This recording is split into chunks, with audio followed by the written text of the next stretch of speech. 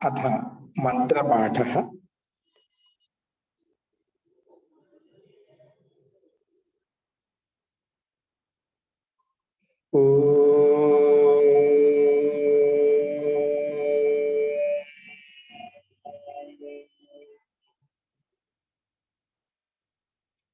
सहनाववतु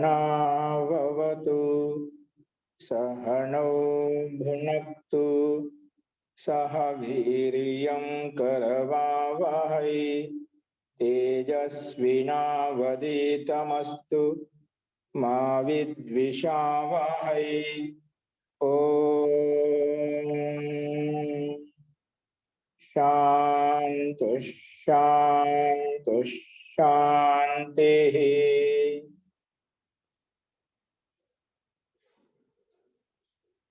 सर्वेभ्यो नमः।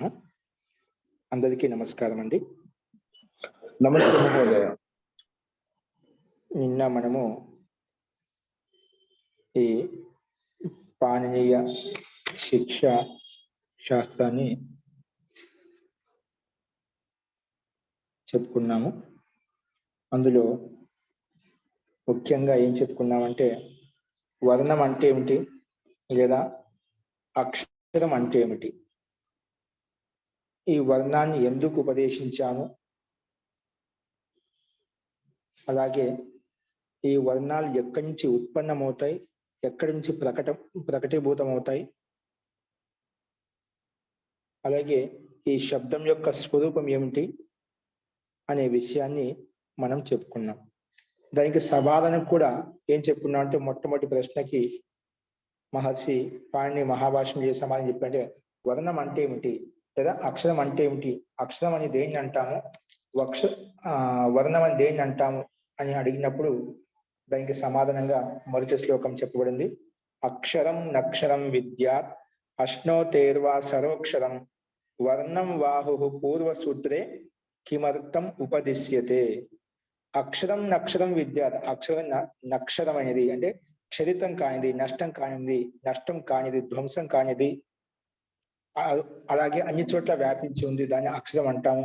ఈ అక్షరానికే పూర్వసూత్రంలో మహర్షి పతంజలి దానికి వర్ణం అని కూడా పిలుస్తారు, వర్ణం చెప్తారు అని చెప్పుకున్నాము. అక్షరాన్ని వర్ణం అని కూడా అంటాం, వర్ణం అనే అక్షరం ఒకటి అని చెప్పి చెప్పుకున్నాము. సో ఈ వర్ణం అక్షరం చెప్పుకున్న తర్వాత అన్ని చోట్ల ఉంది, వ్యాపించి ఉన్న దానికి ఎందుకు ఉపదేశిస్తున్న ఈ వర్ణాన్ని అక్షరాన్ని అంటే దానికి సమాధానంగా రెండవ శ్లోకం వర్ణ జ్ఞానం వాక్విషయో యత్ర చ బ్రహ్మ వర్తతే తదర్థం ఇష్ట బుద్ధ్యర్థం లఘువర్థం చ ఉపదిశ్యతే. ఈ వర్ణ జ్ఞానం అది వర్ణాల యొక్క యథార్థ జ్ఞానం అది ఈ వాక్ యొక్క విషయము. ఎందుకంటే ఇక్కడ ఈ వర్ణాల్లో బ్రహ్మ యొక్క వాసం ఉంటుంది, అంటే శబ్ద బ్రహ్మ యొక్క నివాసం ఉంటుంది, అంటే శబ్ద వర్ణాల యొక్క సమూహాన్ని, వర్ణ అక్షర సమూహాన్ని తెలుసుకున్నప్పుడు ఆ బ్రహ్మతత్వాన్ని తెలుసుకోవచ్చు. అందుకే ఎత్ర బ్రహ్మ వర్తత అని చెప్పుకున్నాము. కాబట్టి తదర్థం అందుకోసమే ఇష్ట బుద్ధి, ఇష్ట కామనా కోసం, ఇష్ట సిద్ధి కోసము, ఇంకా లఘువర్తం చ లఘుత అల్ప ప్రయత్నించేది ఎక్కువ లాభాన్ని పొందడం కోసము ఈ వర్ణాలు ఉపదేశించబడ్డాయి, ఈ అక్షరం వర్ణం ఉపదేశించబడింది లేదా ఈ అక్షరం ఉపదేశించబడింది అని చెప్పుకున్నాము. ఇలా చెప్పిన తర్వాత మరి వర్ణాలు ఎక్కడి నుంచి ఉత్పన్నమవుతాయి అంటే ఆకాశవాయు ప్రభవ శరీరాత్ సముచ్చరన్ వక్త్రం ఉపైతి నాదః వక్త్రం ఉపైతి నాదః స్థానాంతరేషు ప్రవిభజ్యమానో వర్ణత్వమాగచ్చతి యః సా శబ్దః. అంటే ఆకాశము వాయు యొక్క సంయోగం చేత ఉత్పన్నమైనటువంటి అవ్యక్త ధ్వని ఏదైతే ఉందో ఆ ధ్వని శరీరాత్ సముచ్చరం, శరీరం నుండి ప్రవహిస్తూ పైకి వస్తూ వాయుతో, అంటే అప్రకటమైన అవ్యక్త ధ్వని, అప్రకటితమైన ధ్వని అంటే వర్ణ రూపంలో స్పష్టంగా లేదా అంట అవ్యక్త ధ్వని శరీరం నుండి పైకి ప్రవహిస్తూ వక్త్రం ఉపైత్యం అది ముఖంలోకి వస్తుంది. ఆ ముఖంలోకి వచ్చిన నాదం అనేది అవ్యక్త ధ్వని అనేది స్థానాంతరేసి భిన్న భిన్న కంఠస్థానంలో, దంతస్థానంలో, తాలు స్థానంలో, మూర్ధ స్థానంలో అట్లా భిన్న భిన్న భాగాలుగా విభజింపబడి వర్ణ రూపంలో వర్ణత్వం ఆగచ్చు, వర్ణ రూపంలో బయటకు వస్తుంది, ఆ నాదం బయటకు వస్తుంది. దాన్ని వర్ణ రూపం ఏ విధంగా బయటకు వస్తుంది, అది వ్యక్త ముఖంలో నుంచి అవ్యక్త ధ్వని ఉండేది, కకారత్వాది వర్ణాలు ఏవైతే ఉన్నాయో గకార కత్వం గత్వాది ఏవైతే వర్ణాలు ఉన్నాయో అవ్యక్త ధ్వని రూపంలో ఉండేవి అవి వర్ణ రూపంలో బయటకు వచ్చిన ముఖం నుంచి బయటకు వచ్చినప్పుడు అవి ఒక వర్ణ రూపంలో కత్వ గత్వ రూపంలో కకారము గకారము చకారం అని చెప్పి ఒక వర్ణ రూపంలో వ్యక్త ధ్వని ప్రకటీభూతమైంది అన్నమాట. అందుకే సా వర్ణత్వం ఆగచ్చతి అది ఏ విధంగా వర్ణం వస్తుందో దాన్ని శబ్దం అంటాం. యహస శబ్ద అని చెప్పి చెప్పుకున్నాం. ఇది ఆకాశం వాయువు చేత సంయోగం చేత ఉత్పన్నమైన నాదము ప్రాణం అది ఎక్కడి నుంచి ఉత్పన్నమవుతుంది? అది స్వతహా దాని చైతన్యం లేదు కదా. అది ఎలా ఉత్పన్నమవుతుంది అంటే దానికి ఆత్మ బుద్ధ్యా సమేత్యర్థాన్ మనోయుంక్తే వివక్షయ అని చెప్పి చెప్పుకున్నాం. ఆత్మ బుద్ధ్యా సమేత్యర్థాన్ మనోయుంక్తే వివక్షయ మనః కాయాగ్నిం ఆహంతి సహ ప్రేరయతి మారుతం మారుతస్తు వరసీచరన్ మంద్రం జనయతి స్వరం అని చెప్పుకున్నాం. ఆత్మ ముందు చెప్పడానికి ఇష్టంతో కోరికతోటి వివక్షతోటి ఆత్మ అనేది బుద్ధిత్వ సహాయంతో అర్థాన్ని వర్ణాల యొక్క సమూహాన్ని అన్ని ఏకీభావం చేసి వాటి అర్థాన్ని నిర్ధారించి అది మనసుతో యుక్తం చేస్తుంది. మనసు అగ్ని ప్రేరేపిస్తుంది. ఆ జఠరాగ్ని వెళ్ళి ఆ జఠరాగ్ని గాలిని ప్రేరేపిస్తుంది. ఆ గాలి మళ్ళీ ఉదసి అది హృదయ స్థానం నుండి అది పైకి ప్రవహిస్తూ అది ఒక గంభీరమైనటువంటి వ్యక్త ధ్వని ఒక స్వరూపంలో అది ఉత్పన్నం చేస్తుంది. మంద్రం జనయతి స్వరాన్ని ఉత్పన్నం చేస్తుంది అని చెప్పుకున్నాం. కాబట్టి ఆత్మ ముఖ్య ప్రేరకమైనటువంటి నిమిత్తంగా ఉండి ఆత్మ చెప్పడానికి కోరికతోటి ఆకాంక్షతోటి ఆ వాయుని ప్రేరేపిస్తుంది. అలా ప్రేరేపించిన ఆ వర్ణ రూపంలో బయటకు వస్తుంది అని చెప్పుకున్నాము. ఆ వర్ణం ఆ అక్షర సమూహం ఎటువంటిది అంటే దాని యొక్క పోల్చి చెప్పుకున్నాం ఇక్కడ నెక్స్ట్ శ్లోకంలో. ఎందుకంటే శబ్దం వర్ణాలు ఎక్కడి నుంచి ఉత్పన్నం అవుతాయి దీనికి సమానం చెప్పుకున్నాం. ఆకాశం వాయు సంయోగం చేత ఉత్పన్నం అవుతాయని చెప్పి.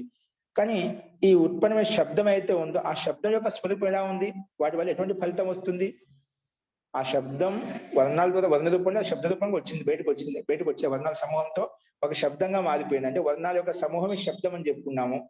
ఆ శబ్దం యొక్క స్వరూపం ఏంటి, ఆ శబ్ద స్వరూపాన్ని ఉచ్చరించడం దానివల్ల ఫలితం ఏంటి అని అడిగినప్పుడు దానికి సమాధానంగా తమక్షరం బ్రహ్మ పరం పవిత్రం తమక్షరం బ్రహ్మ పరం పవిత్రం గుహాశయం సమ్యగుషంతి విప్రాః సశ్రేయసా చాభ్యుదయేన చైవ సమ్యక్ ప్రయుక్తః పురుషం యునక్తి. ఆ తమక్షరం బ్రహ్మ అంటే అటువంటి అక్షరం ఏంటంటే చరితం కాని నాశనం కానిటువంటిది ధ్వంసకాటి అక్షరం అయితే ఉందో అది విప్రాహ అంటే విద్వాంసులు పండితులు జ్ఞానవంతులు ఏదైతే ఉన్నారో దాన్ని ఈ బ్రహ్మరాశిని చెప్పారు. అది పరం పవిత్రమైంది, అది బుద్ధిలో స్థితమైంది. గుహాశయం అంటే బుద్ధి రూపి గుహాశయంలో స్థితంగా ఉంది. అటువంటి అక్షరాన్ని అక్షర సమూహాన్ని సమ్యక్ పురుషంతి యువతే బాగా తెలుసుకోవడం కోసం ప్రయత్నం చేస్తూ ఉంటారు. వాటిని కోరుకుంటారు. అంటే అక్షర బ్రహ్మను తెలుసుకోవడానికి ప్రయత్నం చేస్తూ ఉంటారు. కామన అనేది వాటి యొక్క ప్రాప్తి కోసం ప్రయత్నం చేస్తూ ఉంటారు అని చెప్పుకున్నాం. ఎందుకంటే సశ్రేయసాచ అభ్యుదయేన ఎందుకంటే అలా ఉచ్చరించడం వల్ల సమ్యక్ ఉచ్చరించడం వలన తెలుసుకోవడం వలన శబ్ద బ్రహ్మను ఏమవుతుంది, వాటిని కళ్యాణం చేకూరుతుంది. శ్రేయసాచ అభ్యుదయేన అంటే శ్రేయస్ అంటే సాంసారిక సుఖ విశేషాలు ఏవైతే ఉన్నాయో వాటి యొక్క శ్రేయస్సు కలుగుతుంది. తర్వాత అభ్యుదయం అంటే మోక్ష ప్రాప్తి కలుగుతుంది. ఎవరైతే అక్షర బ్రహ్మ యుక్తమైన శబ్దరాశిని సమ్యక్ ప్రయోగం చేస్తారో ఉచ్చరిస్తారో తెలుసుకుంటారో అటువంటి వ్యక్తి ఎటువంటి స్థితిని పొందుతాడు అంటే మోక్షాన్ని పొందుతాడు. అందుకే పురుషం యునక్తి ఈ శబ్ద ఎటువంటి ఫలితాన్ని ఇస్తుందంటే అది ఆ సమ్యక్ ప్రయోగం చేయడం వలన యథార్థమైన ప్రయోగం చేయడం వలన ఉచ్చరించడం వలన యథార్థం తెలుసుకోవడం వలన పురుషం యునక్తి అంటే జీవాత్మ అంటే పరమాత్మతో యుక్తమవుతుంది. అటువంటి ఫలితం కలుగుతుంది. శబ్ద బ్రహ్మను తెలుసుకోవడం వలన ఆ పరమాత్మతో యుక్తం చేస్తుంది, మోక్ష సుఖాన్ని అందజేస్తుంది అని ఇంతవరకు మనం చెప్పుకున్నామండి. అస్తు. ఇందులో ఇప్పుడు చెప్పిన దాంట్లో ఎవరికైనా ఇంకా సందేహం చెప్పండి, లేదంటే మనం ప్రకృతం అనుసరామః. గురువు గారు ఉశంతి అంటే అర్థం ఏంటండి? ఉశంతి పొందుతారు, ప్రాప్తి అనే దాన్ని అంటే వేదం అదే అది వేదం తెలుసుకొని దాంట్లో కామనాతో ప్రయత్నం చేస్తారు, దాన్ని పొందడం కోసం ప్రయత్నం చేస్తారు. ఉషన్ అనేది ఇష్టపడతారు. వేదిక వాడి పొందడం కదండి. ఇష్టపడటం ఉషంతి, సమ్యక్ ఉషంతి, దానికి బాగా వేదిక తెలుసుకోవడం కోసం ఇష్టపడుతున్నారు. వేదిక వాడి అండి అది ఉసంతి అనేది. వైదిక వాడు అని కాదండి, అన్ని వైదిక వాడాలి. దీంట్లో వేదము అని లోకం ఏం లేదు. కొన్ని వైదిక శబ్దాలు అంటే లౌకిక శబ్దాలు ఉంటాయట. అన్ని అవన్నీ ఈశ్వర పదార్థమైనవి. దీంట్లో వేదం అని లేదా, అన్ని పరమాత్మ శబ్దం అనేది అంతా ఒకటే. కాకపోతే మన లౌకిక చందు వైదిక చందు చెప్పి కొన్ని శాస్త్రంలో ఉపయోగించబడతాయి, కొన్ని లౌకికంగా ఉపయోగించబడతాయి. ఆ రకం చెప్పుకోవచ్చు. ఇవన్నీ కూడా ఒక ఋషి ద్వారా ప్రణీతమైనటువంటి అక్షర బ్రహ్మని అన్నమాట. కాబట్టి ఇవన్నీ పరమాత్మ ప్రదత్తమైనటువంటి వర్ణాలు. కాబట్టి ఇవన్నీ కూడా వైదికము లౌకికం అనేది కేవలము శాస్త్ర ప్రయోగాన్ని బట్టి ఉంటుంది. కొన్ని వేదాల్లోనే ఉపయోగించబడతాయి, అందుకే అది వైదికం అంటాం. కొన్ని లౌకికంగా ఉపయోగపడతాయి, అందుకే అది లౌకికం అంటాం అంట. లోకంలో ఉపయోగపడతాయి, లౌకిక వ్యవహారంలో ఉపయోగపడతాయి, అందుకే లౌకికం అంటాం. ఓకేనా? సో వైదికం లౌకికం రెండు ఉంటాయండి. ఇక్కడ వైదికం అని కాదు, ప్రయోగం అనేది ఇష్ట కామన అనేది రెండు చోట్ల ప్రయోగం ఉంటుంది. అంటే ప్రాప్యతి అని పెట్టకుండా ఉసంతి అని ఆవాడే పర్టికులర్ గా పెట్టాడు. దానికి ఏదైనా విశేషార్థం ఏదైనా ఉందేమో నాకు అనిపించింది. విశేషార్థం అంటే ఇదే పొందటమే. ఇక్కడ ఈ సందర్భంలో ఆ గుహాశంలో యుక్తమైనటువంటి ఆ అక్షరబ్రహ్మ అయితే ఉందో, అది పవిత్రమైన అక్షరబ్రహ్మ అవుతుందో, ఆ శుద్ధమైనటువంటి అక్షరం అయితే ఉందో, అది దాన్ని పొందడం కోసం అందరూ ప్రయత్నం చేస్తారు. సమ్యక్ కృషి దానికోసం ప్రయత్నం చేస్తారు, కోరుకుంటారు. అది ఆ ప్రయత్నం చేసేదానికి చేసినప్పుడు ఉసంతి అనేది వాడు ఉపయోగిస్తారు. అట్లా ధాతులు అనేకంగా ఉన్నాయి, అందులో ఇక్కడ ఈ ధాతును ప్రయోగించబడింది అన్నమాట. ఇదేని కాదు, ప్రాప్నోతి అను ఇచ్చంతి అని కూడా చెప్పుకోవచ్చు. కాకపోతే ఇక్కడ ఉషంతి అనే ధాతును ఇక్కడ ఉపయోగించబడింది. వశపూర్వక వశ ధాతును సహాయంతో ఇది చెప్పబడింది అనమాట. ఓకేనా? వశ ధాతు తీసుకోబడింది, వశకే సంప్రసారం వైపు ఊ అయిపోతుంది అనమాట. అస్తు. ఓం ఆచార్య, అలాగే పురుషం యునక్తి ఉంటే అదే అర్థం వస్తుందా? పురుషునితో యుక్తం అవుతుంది. ఆ శబ్ద బ్రహ్మ అనేది ఎవరితో యుక్తం చేస్తుంది? పురుషునితో సంబంధం చేస్తుంది అన్నమాట. అక్షరాన్ని ఎలా తెలుసుకున్నప్పుడు మీకు సంబంధం ఎలా ఏర్పడుతుంది? పురుషుతో సంబంధం ఏర్పడుతుంది. ఇప్పుడు అక్షర బ్రహ్మను అక్షర సమూహాన్ని మనం తెలుసుకున్నప్పుడు అవుతుంది. అక్షరం అంటే కొన్ని వర్ణాల అక్షరాలు మాలుగా భిన్న అక్షరాలు, అక్షరాల సమూహమే శబ్దంగా మారుతుంది, శబ్దాల యొక్క సమూహమే వాక్యంగా మారుతుంది చెప్పాం. ఇప్పుడు శబ్దాల యొక్క స్వరూపం యథార్థం తెలుసుకున్నప్పుడు, శబ్దం యథార్థం తెలుసుకున్నప్పుడు, అక్షరాలను యథార్థంగా తెలుసుకున్నప్పుడు అది శబ్దంలో ఉపయోగించుకుంటాం. ఆ శబ్దాన్ని యథార్థంగా తెలుసుకున్నప్పుడు అది వాక్య రూపంలో ఉపయోగించుకొని దాన్ని యథార్థంగా తెలుసుకోవడం అవుతుంది, మనం పరమాత్మతో యుక్తం చేస్తుంది. దీని వల్ల ఫలితం ఏంటి అడిగాడు కదా ప్రశ్నలో. ఇటువంటి పురుషునితో యుక్తం చేస్తుంది. ఈ శబ్ద బ్రహ్మను తెలుసుకోవడం వల్ల అది పురుషు యుక్తం చేస్తుంది, దాంతో కనెక్ట్ చేస్తుంది అర్థం. ఇక్కడ పురుషం అంటే పరమాత్మనా? పురుషుడు అంటే పరమాత్మ, జీవాత్మ రెండు తీసుకుంటాం. ఓకే, ధన్యవాదాలు.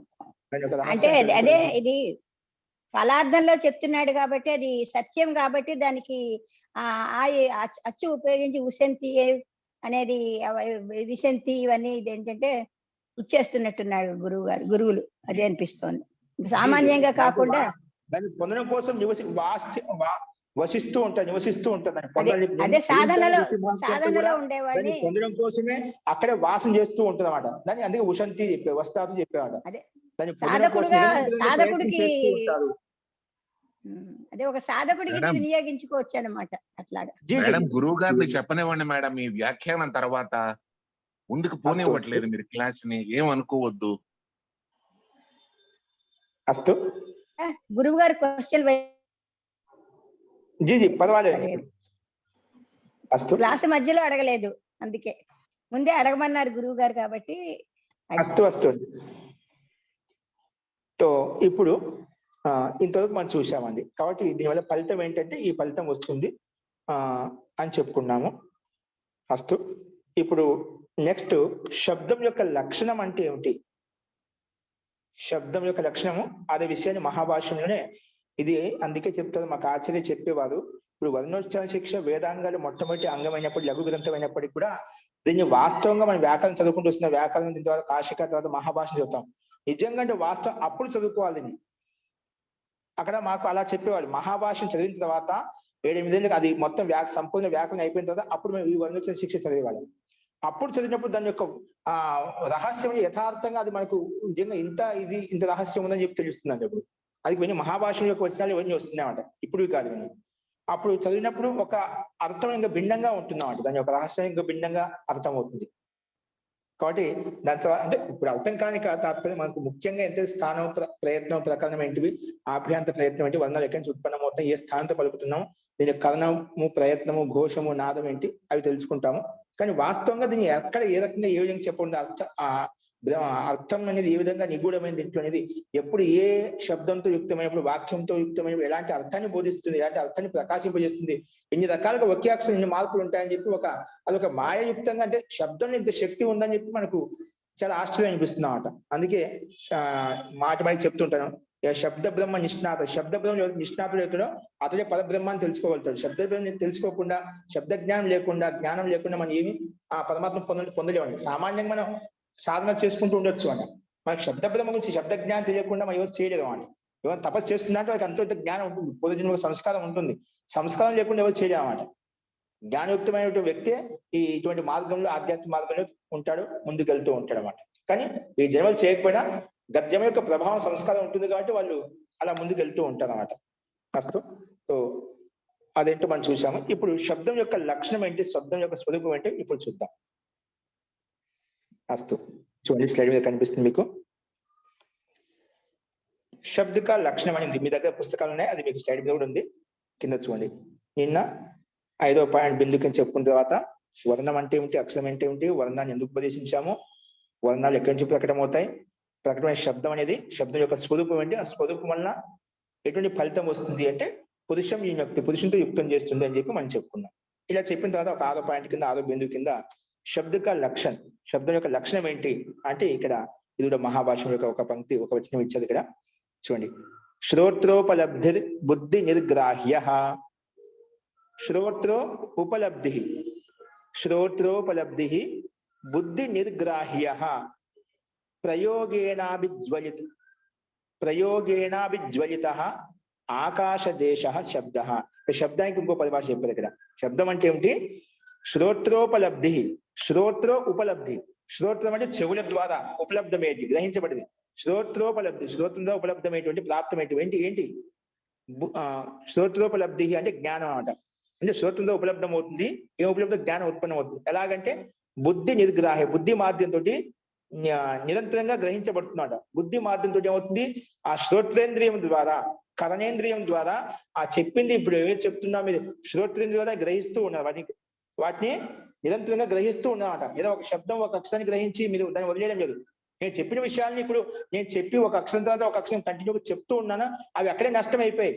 కానీ ఆ చెప్పిన అక్షరం అనేది మీ బుద్ధిలో నిశ్చయం అయిపోతూ ఉందంట, బుద్ధిలో నిర్గ్రాహ్యం అవుతుందట, అది గ్రహించబడుతున్నాడు, బుద్ధిలో స్థితం అయిపోతుందట. అందుకే శ్రోత్రోపలబ్ధి ఉపలబ్ధమైనటువంటి బుద్ధి నిర్గ్రాహ్య, బుద్ధి ద్వారా నిర్ణయించబడుతుంది, అంటే గ్రహించబడుతుంది. బుద్ధి ద్వారా నిరంతరంగా గ్రహిస్తూ ఉన్న శబ్దాలను, శబ్ద సమూహాన్ని కర్ణేంద్రియం అనేది గ్రహిస్తూ ఉంది. అది ఏమవుతుంది తర్వాత మనకు, ఇప్పుడు మనం గ్రహించినంత విషయం అంతా మిమ్మల్ని అడిగారు అనుకోండి, అప్పుడు ఏమొస్తావు, ప్రయోగేణ అభిజ్వలిత. నువ్వు ప్రయోగం ద్వారా ఆ గురుగారు ఇది చెప్పారు, మన తల్లిదండ్రులు ఇది చెప్పారు, అధ్యాపకులు ఇది చెప్పారు, ఇంకా పలాని వాళ్ళు ఇది చెప్పారు అని చెప్పి ఏది నువ్వు కర్ణేంద్రియం ద్వారా గ్రహించావో, నిరంతరంగా చెప్పింది విన్నావో, చూసావో, అది వేస్తాం ప్రయోగేణ, ప్రయోగం ద్వారా అభిజ్వలిత, అది అభివ్యక్తం అవుతుంది, ప్రకాశిస్తుంది. ఎందుకు అది బుద్ధిగతమైంది అనమాట. బుద్ధి గుహాశం పైన చెప్పిన గుహాశం అని చెప్పామట, అంటే బుద్ధి రూపి గుహాశంలో అక్కడ స్థితం అవుతుందన్నమాట ఆ శబ్దం అనేది. ఎందుకంటే ఈ పిండంలో పంచభూతాలు యుక్తమైంది కాబట్టి మొట్టమొదటి మహాభూతం, ఇది మొట్టమొదటి నిర్మించే మహాభూతం ఆకాశతత్వం అన్నమాట. అందులో ఆకాశతత్వంలో కూడా ఆకాశం లేకుండా ఉంది, శబ్ద గుణం ఉంది, అది కూడా మొట్టమొదటి నిర్మించేటు తన్మాత్ర అన్నమాట. ఈ రెండు మొట్టమొదటి ఏర్పడినట్టు, అంటే శుద్ధమైనటు పవిత్రమైనటు అని చెప్పి చెప్పుకున్నామాట. కాబట్టి ఆకాశంలో శబ్దగుణం ఉంది కాబట్టి మనం ఏవైతే చెప్తున్నామో నష్టం కాలేదు. అష్నోటెరువా సరోక్షం అని చెప్పుకున్నాం మొట్టమొదటి శ్లోకంలో, అన్ని చోట్ల వ్యాపించి ఉంటుంది. కాబట్టి మన ఆకాశంలో, మనలో పిండంలో వ్యాపించి ఉంది. అది ఎప్పుడు బయటకు వస్తుంది, ప్రయోగేణ అభిజ్వలిత, ప్రయోగం ద్వారా అభివ్యక్తం అవుతుంది, ప్రకాశిస్తుంది. దాన్నే అది ఎక్కడుంది, ఇంకెక్కడ ఉంటుందంటే ప్రయోగం ద్వారా అభివ్యక్తం అవుతుంది, అది జ్వలిస్తుంది అంటే ప్రకాశిస్తుంది. అది ఎక్కడ ఉంటుంది, ఇంకా ఆకాశ దేశ, ఆకాశ దేశంలో ఉంటుందంటే ఆకాశం అవకాశంలో ఉంటుంది. ఆకాశం అంటే శబ్దగుణం యొక్క, శబ్దం గుణం యొక్క అవకాశం ఎక్కడ ఉంటుంది, దాని యొక్క స్థానం ఏంటి, ఆకాశం యొక్క గుణం ఏంటంటే శబ్దము. కాబట్టి మనం చెప్పిన శబ్దాలు ఏవైతే ఉన్నాయో, ఉచ్చరిస్తున్నటువంటి వర్ణాలు ఏవైతే ఉన్నాయో అవన్నీ కూడా ఆకాశంలో ఉంది. అందుకే శబ్ద గుణము ఆకాశం కదా, ఆకాశంలో ఏ గుణం ఉంది? శబ్ద గుణం ఉందన్నమాట. కాబట్టి మనం ఏం చెప్పినా ఆ గుణాలని కూడా ఆకాశంలో స్థితం అవుతున్నాయి అన్నమాట. కాబట్టి ఇవన్నీ కూడా వర్ణం అక్షరాల యొక్క సమూహం, వాక్ సమామ్నాయము లేదా అక్షర సమామ్నాయం అనేది, ఈ వర్ణం అనేది అక్షరం అనేది ఏదైనా కావచ్చు, ఏం చెప్పినా కూడా ఇవన్నీ ఎక్కడ ఉంటున్నాయంటే బుద్ధిగతంగా ఉంటున్నాయి. అవి ప్రయోగం ద్వారా ప్రకాశిస్తున్నాయి. ఇంకా ఎక్కడ ఉంటాయంటే ఎక్కడ ఉంటున్నాయంటే ఆకాశ దేహం. ఎక్కడైతే ఆకాశం ఉంటుందో ఆకాశంలో శబ్దం కూడా ఉంటుంది, శబ్దం ఉంటుంది. అవి ప్రయోగం ద్వారా అభివ్యక్తం అవుతున్నమాట. దాన్ని శబ్దం అని చెప్పాము. ఓకేనా? తో శ్రోత్రోపలబ్ధి అంటే ఇక్కడ మనకు ఈ సూత్రానికి వ్యాఖ్య ఈ శ్లోకం ఎక్కడ వచ్చిందంటే మనకు ఆ ఈ ఉన్ ప్రత్యాహార సూత్రాలు, మాహేశ్వర సూత్రాలు ఏవైతే ఉన్నాయో ఆ ఈ ఉన్ ఉదో లురుక్ ఏ ఓంగ్ ఐ ఔచ్ హయ వరట్ లన్ యమంగణనం జభై ఘఢధస్ జబగడదస్ ఖ ఫ ఛ ఠ థ చటతౌ కపై ష షాసర్ హల్ ఇది ప్రత్యాహార సూత్రాన్ని, ఇది ప్రత్యాహార సూత్రాన్ని, ఇది మాహేశ్వర సూత్రాన్ని చెప్పుకుంటాడు. ఈ సూత్రానికి వ్యాఖ్యానం చేసేటప్పుడు ఇవి ఈ శ్లోకం అక్కడ ఈ వాక్యం ఇక్కడ చెప్పబడింది అన్నమాట. ఈ పంక్తి అక్కడ చెప్పబడింది అన్నమాట. సో శబ్దానికి పరిభాష ఈ రకంగా చెప్పబడింది. ఎలాగంటే అంటే ఏ జ్ఞానం అయితే ఇంద్రియముల ద్వారా, కర్ణేంద్రియ ద్వారా గ్రహించబడుతుందో, అంటే బుద్ధితో నిరంతరం గ్రహించబడుతుందో అన్నమాట. అదే మనం ఉచ్చరించినప్పుడు, ప్రయోగించినప్పుడు అది ప్రకాశితం అవుతుంది. అది ఎక్కడ ఉంటుందంటే దాని యొక్క నివాసనము ఆకాశంలో ఉంటుంది. అటువంటి మళ్ళీ ప్రయోగంతో అభివ్యక్తం అవుతుందా, అది అభివ్యక్తమైన శబ్దం ఏదైతే ఉంటుందని ఆ వర్ణాల యొక్క సమూహం ఏదైతే ఉంటుందని శబ్దంగా పరిగణిస్తాము. అది ప్రయోగించినప్పుడు అభివ్యక్తం అవుతుంది, ప్రకటీభూతం అవుతుంది. మొత్తానికి ఈ శబ్దం ఎలా గ్రహించబడి? కర్ణేంద్రియం ద్వారా గ్రహించబడుతుంది నిరంతరంగా. అందుకే బుద్ధి ద్వారా నిర్గ్రాహ్యం నిశ్చితంగా గ్రహించబడుతూ ఉంటుంది. నిరంతరంగా మనం చెప్పేసి శబ్దాలు నేను ఉచ్చరిస్తూ పోతున్నా, నష్టమైపోతున్నాయి ఒకదాని తర్వాత ఒకటి. కానీ అవన్నీ మీ బుద్ధిగతంగా ఉన్నాయి. ఆ బుద్ధిగతం ఏంటి? ఎప్పుడైతే ప్రయోగిస్తారో, ఎప్పుడైతే మాట్లాడుతారో, ఎప్పుడైతే ఉచ్చరిస్తారో అవన్నీ అభివ్యక్తం అవుతాయి. అంతవరకు ఎక్కడున్నాయి? అది ఆకాశంలో ఉన్నాయి.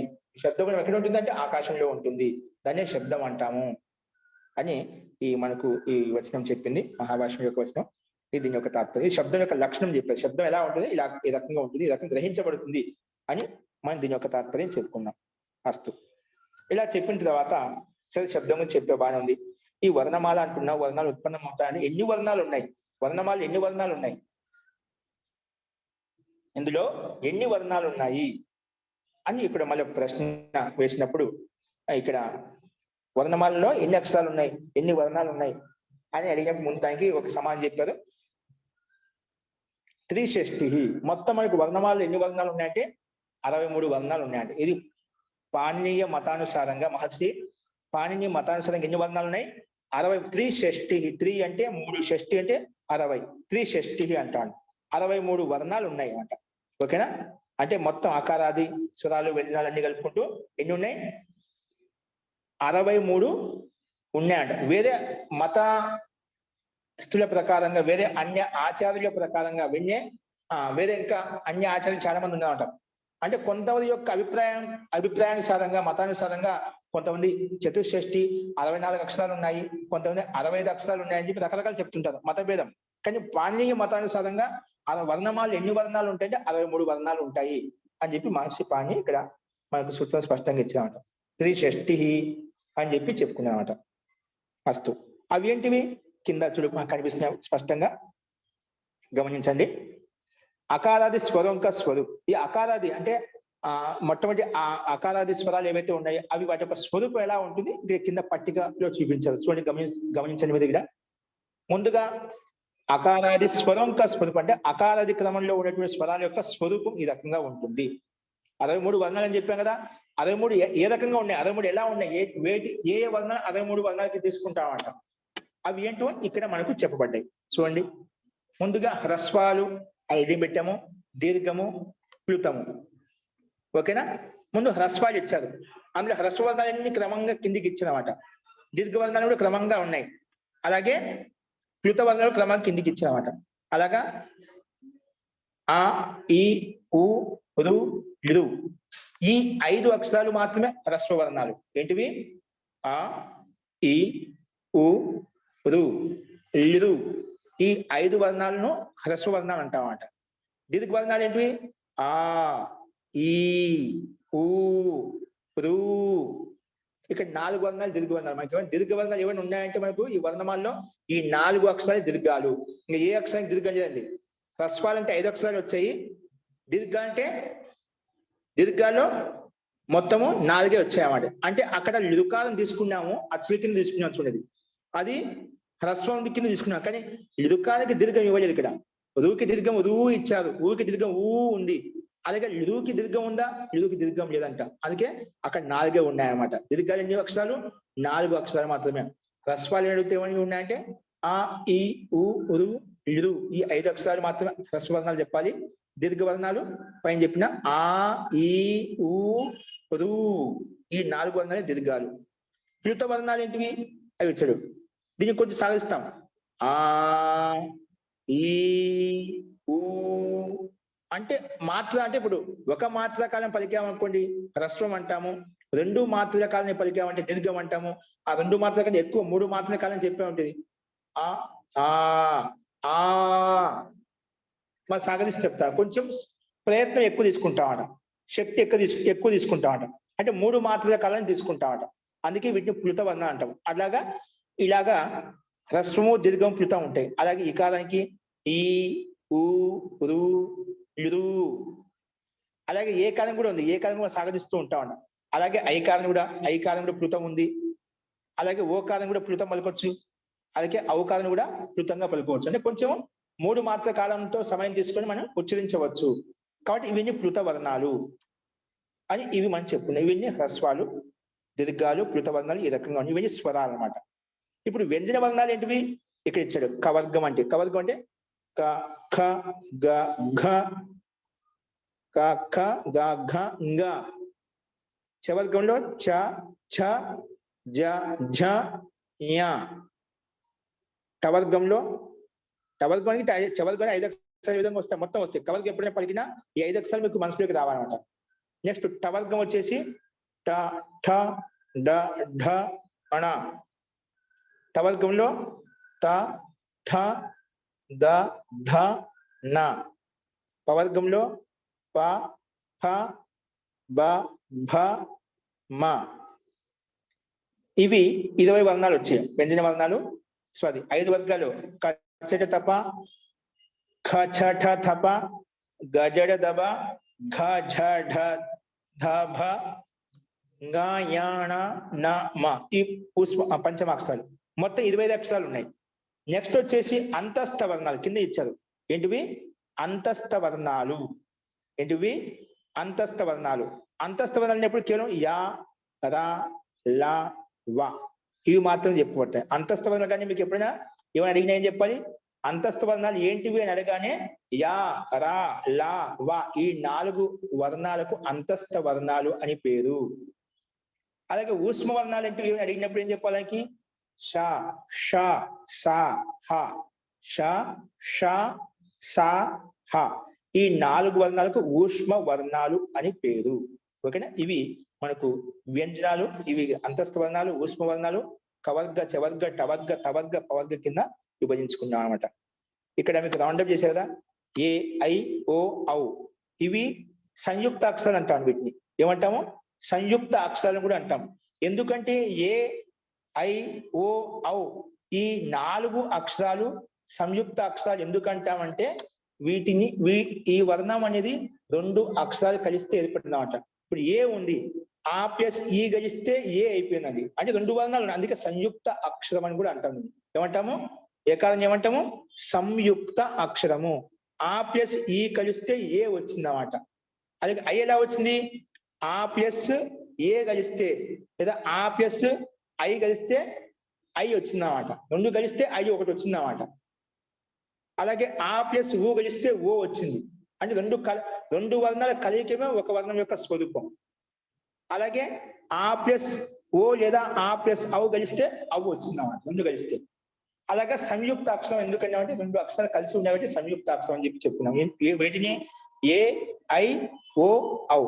అలాగే ప్లుత వర్ణాలు కూడా మనకు ఉచ్చారణలో మనకు తేడా కనిపిస్తుంది, అది చూసాం. ఈ రకంగా అకారాది స్వరాలు, కకారాది వ్యంజనాలు మనం చూసాం. అలాగే ఇవన్నీ మొత్తం 63 వర్ణాలు చెప్పుకున్నా ఇంకా పూర్తి కాలేదు మనకు. 63 వర్ణాల యొక్క పూర్తి ఎప్పుడవుతుంది? ఇంకా అయోగు వాహ రూపాలు ఉన్నాయి, మనం కూడా ఉచ్చరిస్తున్నాం. విసర్జనీయ, విసర్గ మనం పలుకుతూ ఉంటాం.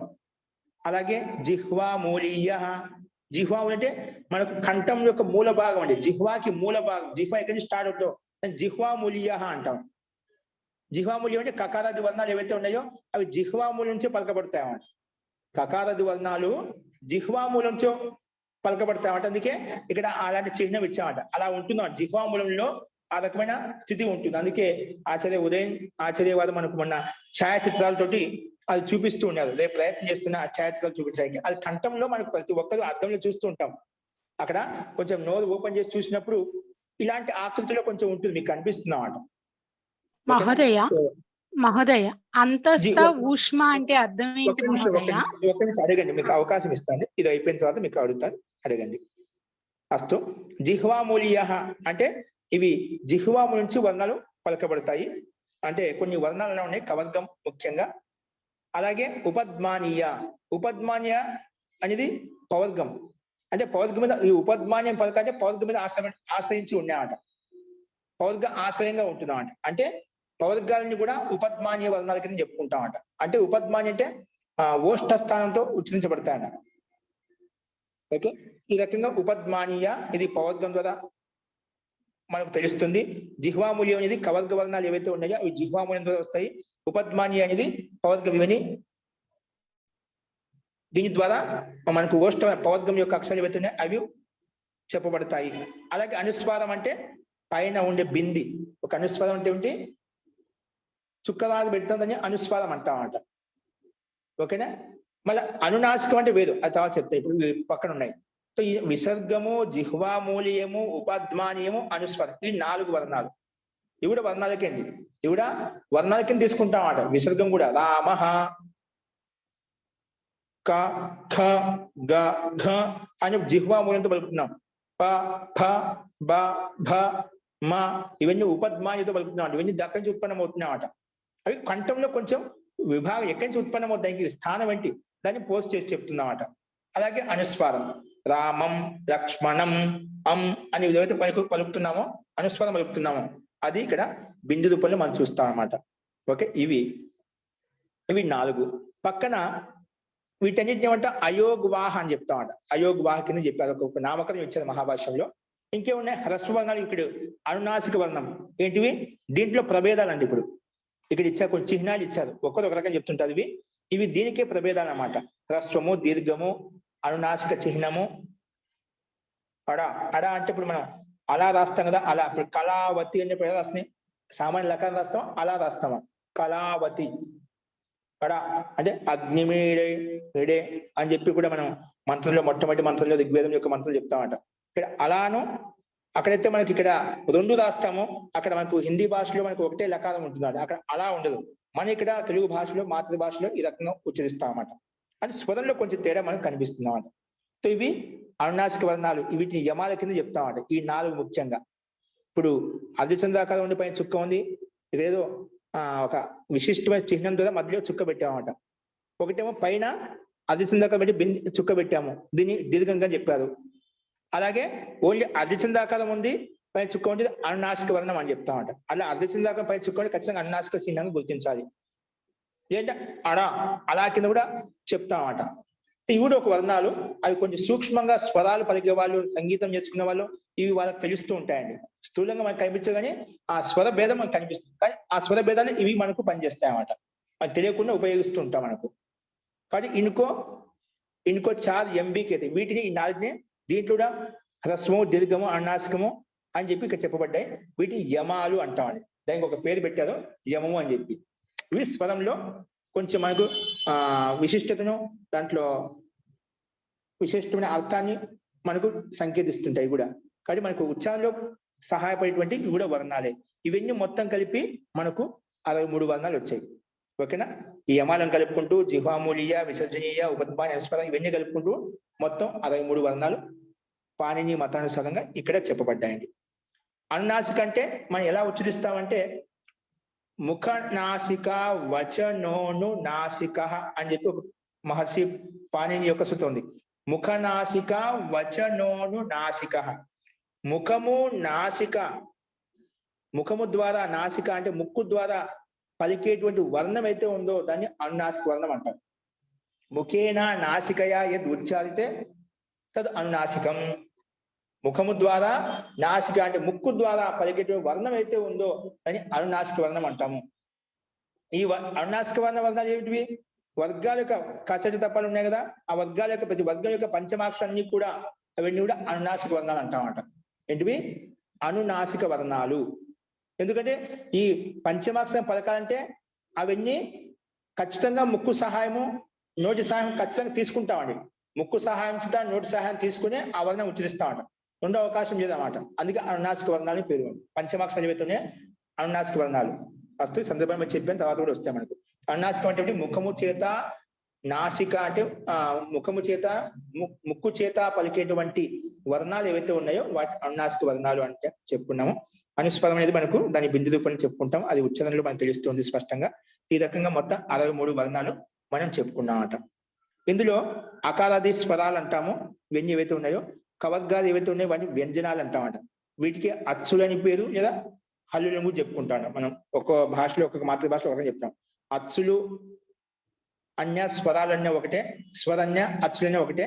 అచ్చులు మనం తెలుగు చెప్పుకుంటాము, స్వరని సామాన్యంగా సంధ్య హిందీ భాషలన్నీ వాడుకుంటూ ఉంటాం, మన తెలుగులో వాడుతూ ఉంటాము. స్వరాలు అన్య, అచ్చులన్య ఒకటే. వ్యంజనములు అన్య, హల్లులు అన్య, ఇది రెండు ఒకటే అనమాట. ఓకేనా? వేరే అర్థం చేసుకోవద్దు. ఈ రకంగా ఇవి మనకి వర్ణమాలు చెప్పకూడదు అనమాట. ఈ స్వరాలు శుద్ధంగా ఉంటాయండి. ఈ వర్ణాలు అకారాది స్వరాలు శుద్ధంగా రాయబడతాయి, శుద్ధంగా పలకబడతాయి. కానీ కవర్గాది వర్ణాలు ఏవైతే ఉన్నాయో అవి శుద్ధంగా లేవు. అవేంటి? వాటికి ఈ స్వరాలు కలిపి పలుకుతామండి. వ్యంజన వర్ణాలకు అవి శుద్ధమేంటి కాదు. కకారంలో అకారం ఉంది, ఖకారంలో అకారం ఉంది. అట్లాగా 25 వర్ణాలు ఏవైతే ఉన్నాయి వ్యంజనాలు, అవన్నీ మామూలుగా అయితే వ్యంజన వర్ణ అంటే హల్లు వర్ణాలు అండి అవన్నీ. కాకపోతే వాటి ఉచ్చారణ కోసము అకారాది సహాయత తీసుకుంటాము. ఏ విధంగా అయితే స్వరాలు స్వతంత్రంగా శుద్ధంగా ఉంటాయో అలాగే వ్యంజనాలు స్వతంత్రమైనవి కాదు, అంటే శుద్ధంగా లేవు. వాటిని అకారాదిని కలుపుకొని మనం ఉచ్చరిస్తాము. ఏంటి? అయితే క, ఖ, గ, ఘ,งఅట్లా ఆకారం ఉంది. వాటి మామూలుగా ఆకారాలు లేవు. మామూలుగా అయితే అన్ని వ్యంజన అంటే హల్లు వర్ణాలు ఇవన్నీ. దాన్ని పలకడం కష్టం అవుతుందన్నమాట. కానీ ఉచ్చారణ సౌకర్యం కోసము ఆకారాన్ని కలుపుకొని మనం చెప్తాం అనమాట. ఆకారాన్ని కలుపుకొని మనం ఉచ్చరిస్తామట. కాబట్టి ఇక్కడ మనం మామూలుగా పలక క్, ఖ, గ, ఘ అది కొంచెం అస్పష్టంగా ఉంటుంది. మనకు దాంట్లో ధ్వని కూడా అవ్యక్త ధ్వనిగా కూడా ఉంటుంది అన్నమాట. కాబట్టి అకారాది క్రమం చేత ఉచ్చారణ కోసం అకారాది కూడా మనకు ఇక్కడ చెప్పబడుతుంది. అందుకే ఇక్కడ స్వరాలు మాత్రం శుద్ధంగా ఉంటాయి, వ్యంజనాలు మాత్రం హల్లులు మాత్రము అది స్వర సహాయం చేత ఉచ్చరించబడతాయి అని చెప్పుకున్నాము. ఇది ఈ రకంగా చెప్పుకున్నాము. ఈ చక్రం అనేది అకారాది వర్ణమాలని ఈ రకంగా ఉంటుంది.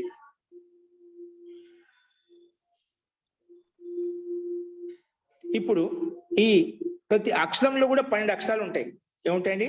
ప్రతి అక్షరం కూడా ఇప్పుడు అకారాది స్వరాలు చెప్పినా, వ్యంజనాలు చెప్పాం కదా, అందులో ప్రతి వ్యంజనంలో కూడా ఇవి ఉంటాయన్నమాట. ప్రతి వ్యంజనంలో అకారాది వర్ణాలు మనం కలుపుకుంటాం. అవి ఏ రకంగా అనేది కింద ఇచ్చాడు. 12 అక్షరం కా స్వరూప్ అంటే 12 అక్షరముల యొక్క స్వరూపం ఎలా ఉంటుంది అని మనం కింద స్కూల్లో నేర్చుకుంటాం. ఇవన్నీ ఇప్పుడు తలకట్టు, దీర్ఘము, గుడి దీర్ఘం అని చెప్పి మనం ప్రారంభంలో మన తెలుగు భాష నేర్చుకునేటప్పుడు, మాతృభాష నేర్చుకునేటప్పుడే ఇవన్నీ చూసాం అనమాట. అది ఇక్కడ ఇచ్చాడు. ఓన్లీ కకారంగా ఇచ్చాడు. వ్యంజన వర్ణంలో మొట్టమొదటి మామూలుగైతే ఇవన్నీ క అంతే మాట.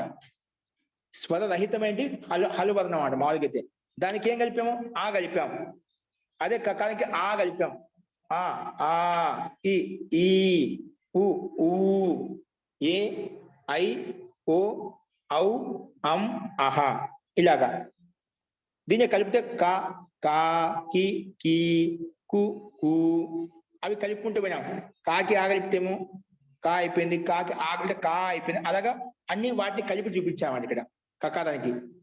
ఇప్పుడు కా గుణితం రాసుకుంటాం కదా, కా, కా, కి, కీ, కు, కు, కే, కై, కో, కౌ, కం, కహ. అలాగా అన్నిటికీ ప్రతి వర్ణానికి ఈ రకంగా 12 అక్షరాలు ఉంటాయన్నమాట.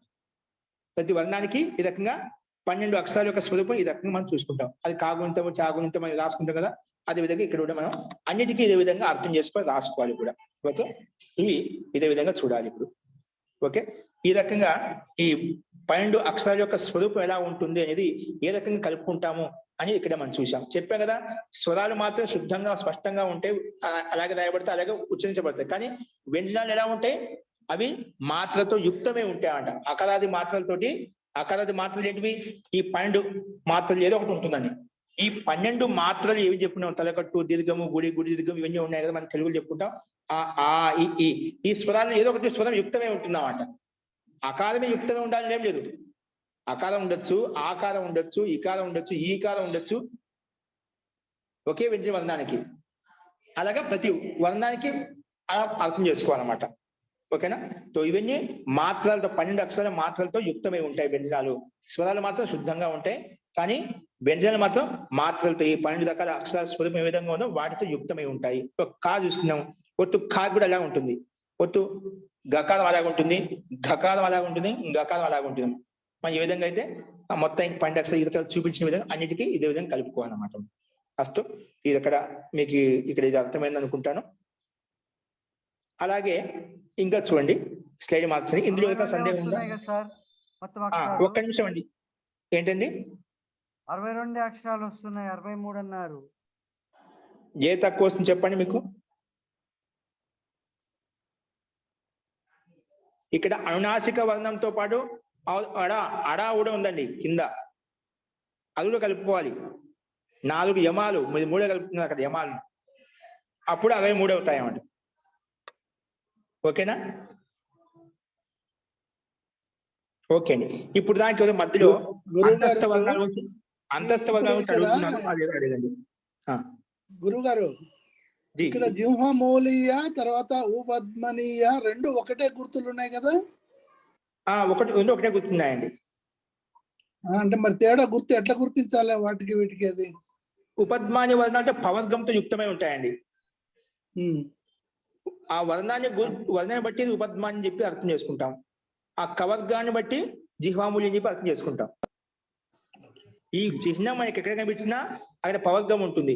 ఈ చిహ్నం ఎక్కడ కనిపించినా అక్కడ జిహ్వామూల్యం అని కూడా కవర్గం యొక్క అక్షరాలు ఉంటాయి అన్నమాట. అదే కకారానికి ముందు ఈ చిహ్నం ఉంటుంది, పవర్గాన్ని ఉచ్చరించే ముందు ఈ చిహ్నాన్ని సహాయంతో ఉచ్చరిస్తాం అన్నమాట. అది మనకు తెలియకుండా రెండింటికి భేదం ఎట్లా తెలుస్తుంది? రెండు ఒకటే మాదిరిగా ఉన్నాయి కదా గుర్తులు. అందుకే వర్ణాన్ని బట్టి చెప్తున్నాం కదా. ఇప్పుడు వర్ణ పవర్గం చెప్పాము, ఒకటి పవర్గ సహాయం చేస్తే దీనికి సంబంధించి చెప్పి అర్థం చేసుకుంటాం.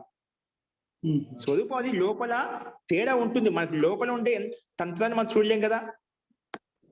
అయినా తెలుస్తుంది ఓష్ట స్థానం బట్టి ఇక్కడ ఓష్ట కలుగుతుంది, అప్పుడు ఆకృతి ఆ రకంగా ఉంది కదా, దాన్ని బట్టి అర్థం చేసుకుంటాం అన్నమాట. లోపల ఆకృతి ఆ రకంగా ఉంటుంది, కానీ స్వరూప ఆ రకంగా ఉన్న ఉచ్చారణలో తేడా వస్తుంది, స్వరంలో తేడా వస్తుంది. పవర్గాన్ని ఉచ్చరించడంలో కవర్గాన్ని ఉచ్చరించే తేడా ఉంటుంది, చాలా తేడా వస్తుందండి. ఆ స్వరాన్ని బట్టి ఇక్కడ ఆ గుర్తుని మనం అర్థం చేసుకోవాలి. స్వరాన్ని బట్టి అక్షరాన్ని బట్టి తెలుస్తుంది. జీ మహోదయ నమస్కారం. సుబ్రహ్మణ్య గారు చెప్పండి. జిహ్వమూలీయ తర్వాత ఉపద్మనీయ వచ్చేసి ఇక్కడ కన్నా కూడా వేరే దేవనాగరికలో ఈ కాన్కేవ్ కాన్విక్స్ లాగా చూపించారు. అవి చిహ్నాలు ఏం చూపించారండి? రెండు ఒకటేగా కనిపిస్తున్నాయి మనకు. ఈ రెండు చిహ్నాలు వచ్చేసి ఒకే విధంగా కనిపిస్తున్నాయి, జిహ్వమూలీయ ఉపద్మనీయ మనకి ఇక్కడ. కానీ దేవనాగరిక స్క్రిప్ట్ లో వచ్చేసి ఈ సంస్కృతం స్క్రిప్ట్ లో ఈ కాన్కేవ్ కాన్వెక్స్ లెన్స్ లాగా కనిపిస్తాయి అన్నమాట. అవి రెండు వేరేగా ఉన్నాయి, ఆ చిహ్నాలు రెండు వేరేగా ఉన్నాయి. అదే వేరే ఉంటుందండి, మనకు అది తెలుస్తుంది. మనకు ఏమంటే ఉచ్చారణ ద్వారా మనకు అది అర్థం చేసుకుంటాం. దానికి ఇప్పుడు ఎందుకంటే మనకు లోపల ఎంత అందుకే మనకు అది ఆచార్య చూపించిన మనం ఛాయాచిత్రాలతో యుక్తమని చూసుకున్నాం ఒకటి, అది కొంచెం మనకు అవగాహన వచ్చేస్తుంది.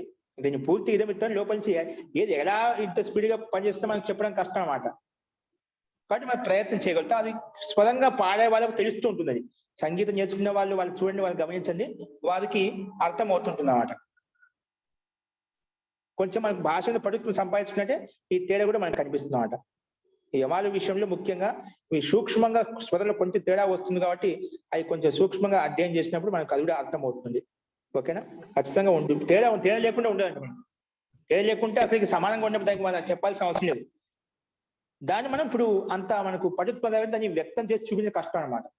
ఇప్పుడు మామూలుగా స్థూల వర్ణ వ్యంజన వర్ణ పలకడం కష్టం మనకు. ఇప్పుడు అనునాసిక వర్ణం చెప్పాను, ముఖము చేత నోటి చేత ముక్కు చేత నోటి చేత పలికే వర్ణాన్ని మనం అనునాసిక అని చెప్పాము. దాంట్లో మనం తేడా గుర్తించడం కష్టం అవుతుంది చాలా మందికి. అంటే ఆ రకంగా ఇప్పుడు పరిస్థితులు అలా తయారు నేర్పించే వాళ్ళు లేక స్వరాన్ని చెప్పే వాళ్ళు లేదు కాబట్టి భేదం బట్టి ఉంటుందండి. మీరు అది దాంట్లో సందేహం లేదు. మహోదయ ఈ ఏతద్ ప్లుతవర్ణం కదా వక్తవ్యం సకృత్ బోధయతి చేద్ ధన్యోస్మి. పునః ఏకవారం వదతు. ఆం మహోదయ, ఆం. కిం తమేవ ప్లుతవర్ణాలు ఎలా పలకాలి అంటున్నారు మహోదయ. ప్లుతవర్ణాలు ఎలాగా పలకాలి? ప్లుతవర్ణాలు అనేటివి మనకు చెప్పారా, ఒక మాత్ర కాలం ఉంటే హ్రస్వము, 2 మాత్రల కాలం ఉంటే దీర్ఘము, 2 మాత్రల కాలం ఉంటే ఎక్కువ టైం తీసుకున్నాం అనుకో అది ప్లుతం, ఎక్కువ స్వరం తీసుకుంటాడు. అలాగా మనం సాగదీసాం అనుకోండి, ఎక్కువైతే స్వరం తీసుకున్నామో, శక్తి తీసుకున్నామో, ప్రాణశక్తి తీసుకున్నామో అది ప్లుతంగా భావిస్తామంట. అంటే 3 కాలం ఎక్కువ తీసుకుంటుంది, కాలము ఎక్కువ తీసుకుంటుంది, దాన్ని ప్లుతం కింద తీసుకుంటాము. ఓకేనా? ఇప్పుడు ఓంకారం ఉచ్చరిస్తున్నప్పుడు ఎలా ఉంది, అక్కడ ప్లుతంతో చెప్తాం అన్నమాట. అందుకే ఓంకారం రాసేటప్పుడు మనకు చాలా మంది ఇప్పుడు గుర్తులు భిన్నంగా ఓంకారానికి అనేక చిహ్నాలు పెడుతుంటారు అన్నమాట. దాన్ని మామూలుగా ఓ రాస్తే అక్కడ పక్కన 3 రూపంలో అక్కడ సంఖ్య రూపంలో పెట్టి మనం రాస్తూ ఉంటాం అండి. హిందీలో రాసేటప్పుడు అక్కడ ప్లుతం ఎక్కువ వస్తుంది. ఓంకారం ఉచ్చరించేటప్పుడు అక్కడ ఎక్కువ సాగదిస్తాం. ఓ పైన ఎప్పుడు మనం ఉచ్చరించే అలాగే చెప్తూ ఉంటాం అన్నమాట. అక్కడ ఓ కాలని కూడా మనకు ఎందుకే చెప్పారు కదా, ఏ కాలానికి ఐ కాలం సంయుక్త అక్షరాలు ఏవైతే ఉన్నాయో ఏ ఐ ఓ వీటి కూడా ప్లుత వర్ణాలుగా పలుకుతాం అన్నమాట. సాగదిస్తాం వర్ణాలు కూడా. ఇప్పుడు ఓంకారం ఉచ్చరించేటప్పుడు ఓం పైన మనం ఎంతసేపు సాగదిస్తామని, అలాగే స్వరం అంటే కాలం ఎక్కువ తీసుకుంటాం అండి ఉచ్చరించడంలో. ప్లుత వర్ణాలు కాలం, ఇప్పుడు దీర్ఘం అంటే 2 మాత్రల కాలం తీసుకుంటాం. అంటే మొదటి అక్షరం హ్రస్వాక్షరానికి అపేక్ష ఇది 2 ఉంటుంది, ఇది 3 ప్లుతాక్షరం ఉంటుంది అన్నమాట. హ్రస్వం 1 భాగం అయితే దీర్ఘం 2 భాగాలు ఉంటుంది, ప్లుతం అనేది 3 భాగాలు ఉంటుంది. 3 కన్నా ఎక్కువ కూడా ఉండొచ్చు. అది మనం కొంచెం స్వరాన్ని బట్టి, అక్షరాన్ని బట్టి, సంగీతాన్ని బట్టి మనం ఎక్కువ తీసుకుంటాం. ధన్యవాదం. ఓకే అండి. ఇందాక మీరు 4ని కలిపితే ఇది అంటారు అన్నారంటే అది స్పష్టంగా వినపడలేదు మహోదయ. అవునండి, హ్రస్వ దీర్ఘ అనునాసిక ఏవో 4 కలిపితే చెప్పారు. యమాలంటే చెప్పారు, యమాలంటే అన్నారు. యమాలు 4 ఉన్నాయి అని చెప్పుకున్నాను, కలపడం కాదు. ఇవి కిందివి కలుపుకున్న 12 అక్షరాలు చెప్పాను. ఇవి కకారానికి ఈ రకంగా మనం స్వరాలు మొత్తం కలుపుకుంటామట, అవి కలిపే విషయం చెప్పాను. యమాలు 4 ఉన్నాయట. ఈ 4టికి యమాలు అని చెప్తామని చెప్పాను. ఇంకో 4 యమబీకి అయితే అని చెప్పింది ఇక్కడ ఉంది కదా, అక్కడ వీటిని 4టి యమాలు అని కూడా అంటాము అని చెప్పి కవర్గ చవర్గ టవర్గ తవర్గలా మహోదయ. ఇక్కడ మీకు అక్షరం మీకు స్లైడ్ మీద కనిపిస్తుందండి? నా దగ్గర ఉందండి, ప్రింట్ ఉంది, చెప్పండి. అది స్లైడ్ మీద కనిపిస్తుంది చూడండి. అది వీటిని ఈ పలికే స్వరంలో సూక్ష్మ భేదం ఉంటుంది, వాటి యమాల కింద చెప్పుకుంటాం. ఇప్పుడు కవర్గం అంటే పైన 5 అక్షరాలు చూపించాము, చివరికి అక్షరాలు ఇలా ఉంటాయి, అవి మనం స్థూలంగా పలుకుతుంటే మనకు కనిపిస్తాయి. అలా అయోగ్వాహ రూపంలో ఉండే అక్షరాలు ఏవైతే ఉన్నాయి, హ్రస్వదీర్ఘాలు, ఇవన్నీ జిహ్వామూల్య ఉపద్మాన్య, అవన్నీ సూక్ష్మంగా అవి కూడా మనం ఉచ్చరిస్తూ ఉంటామట. అది స్థూలంగా మనం కనిపించకపోయినప్పటికీ వీటి సహాయం కూడా తీసుకుంటూ ఉంటాము. ఇవి ఇక్కడ చెప్పబడ్డాను. మహోదయ యమ అంటే నాకు కూడా తెలియక పేరు పెట్టాము. యమ అంటే ఏంటంటే మనం దాన్ని ఇలా చెప్తామండి, అది స్వరంకి ఒక భేదం అంట, నామకరణం. ఇప్పుడు కవర్గం అంటే ఏమిటంటే 5 అక్షరాలు కవర్గం పేరు పెట్టాము. ఇలాగే అనునాసిక దీర్ఘాలు ఏవైతే ఉచ్చరిస్తామో వాటికి ఒక యమం అని పేరు పెట్టాము అంతే. ఇవి అంటే ఎప్పుడెప్పుడు ఉపయోగపడేవి అనేవి ఆ హ్రస్వ దీర్ఘ ప్లుతాల్లో ఇచ్చారు కదా మహోదయ. ముందు మనకి ఉచ్చారణ ఏ అక్షరాన్ని హ్రస్వం అంటాం అవి తెలుసుకున్న తర్వాత ఏది ఎలా ఉచ్చరిస్తాం, ఎలా ఉత్పన్నం అవుతుంది వల్ల ఆ తర్వాత తెలుస్తుంది, మనకి తర్వాత వస్తుంది. ఓకేనా? వర్ణమాల ఎన్ని అక్షరాలు ఉంటాయి అవి మనం చెప్పుకున్నాం ఇక్కడ. ఓకేనా? స్లైడ్ మార్చి కొంచెం ఇక్కడ నుంచి చెప్తాను. ఇక్కడ మధ్యలో అంతస్తు వర్ణాల గురించి అడిగారండి ఎవరు? జీ ఇక్కడ మీకు ఎవరికైనా సందేహం ఉందా? వారి పేరు మహోదయ, నాకు తెలియదు. ఇన్ని మహోదయ, శాంతి శాంతి శాంతి అంటే గారు. అనునాసికాలను ఇలా పలుకుతాము అలా అన్నారు కదా, అట్లా అంతస్థ ఊష్మాకి అర్థం ఏంటి అంటే వాటిని పలికే పద్ధతి ఉందా అలా అడుగుతున్నాను మహోదయ. ఇప్పుడు మనకు పద్ధతి ఒకటి, ఇప్పుడు అంటే మనకు లఘుతా పూర్వక అంటే మనకు సంక్షేపంగా తెలుసుకోవడం కోసం ఇప్పుడు ఇన్ని వర్ణమాలు ఉన్నాయి. వ్యంజనాలు చెప్పిన వ్యంజనాలు ఏ వర్ణం? చాలా వర్ణాలు ఉన్నాయి కదా వ్యంజనాలు. ఇప్పుడు కవర్గం అంటే ఇప్పుడు కవర్గం నుండి 5 అక్షరాలు మాత్రం తీసుకుంటాం.